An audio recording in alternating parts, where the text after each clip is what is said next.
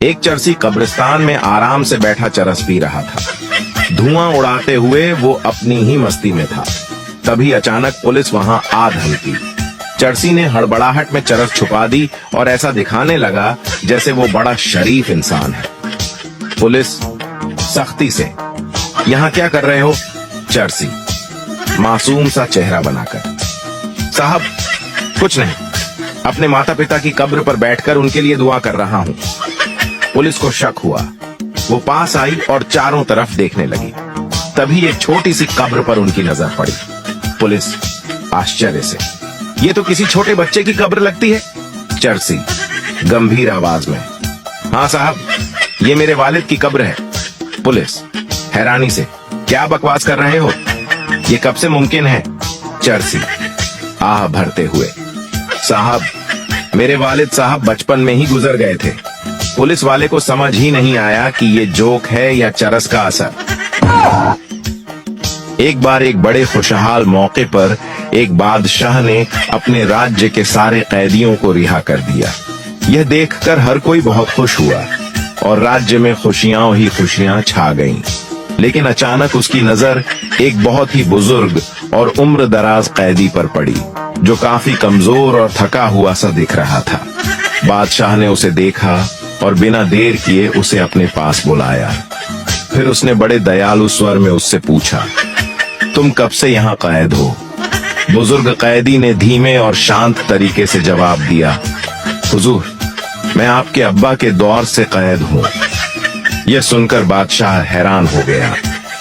उसकी आंखों में आंसू आ गए, क्योंकि उसने कभी सोचा भी नहीं था कि कोई इंसान इतने सालों से कैद में होगा।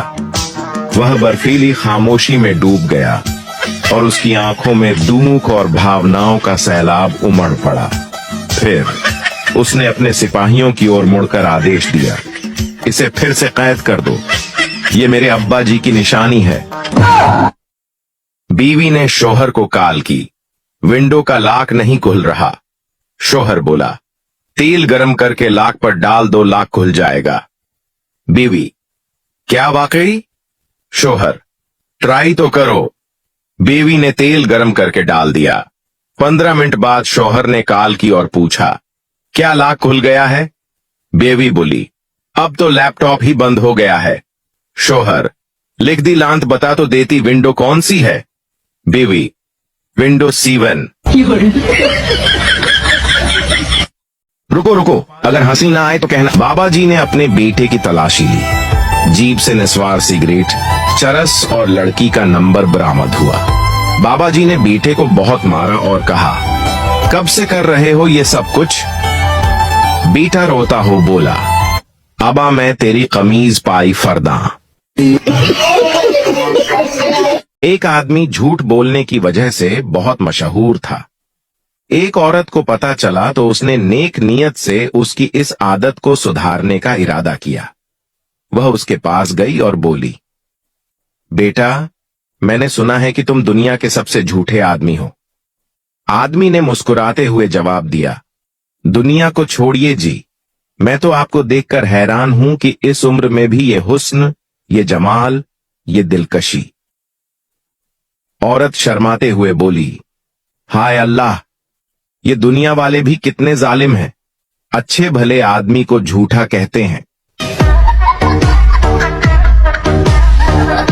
एक दफा एक डाकू एक घर में चोरी करने के लिए घुस गया। उसने मियां बीवी को बांध दिया, लेकिन शोहर इसरार करने लगा, तुम्हें जो चाहिए ले लो, मगर इसे खोल दो। ये देखकर डाकू की आंखों में आंसू आ गए और बोला, तुम अपनी बेवी से इतना प्यार करते हो? जवाब मिला, ये पड़ोसी की बेवी है और मेरी बेवी बस आने ही वाली होगी, प्लीज इसे जाने दो। एक चोर पुलिस से बचते हुए एक टूटी हुई कब्र में जाकर लेट गया। करीब से कुछ सरदार गुजरे तो उन्होंने सोचा कि शायद लोग कब्र पर मिट्टी डालना भूल गए। उन्होंने मिट्टी डालना शुरू कर दिया। चोर चिल्लाया, बचाओ बचाओ। सरदार बोले, ओए जल्दी जल्दी मिट्टी डालो, हिसाब किताब शुरू हो गया है। एक मर्गा दीवार पर बैठा अपने मालिक को देख रहा था। मालिक बहुत बीमार था। मालिक की बीवी उसके पास आई और बोली, आपको बहुत तेज बुखार है, मैं आपके लिए चकन सौंप बनाती हूँ। और ये कहकर उसने मर्गे की तरफ देखा। मर्गा घबरा कर बोला, एक बारी पनाडोल दे के देख लो।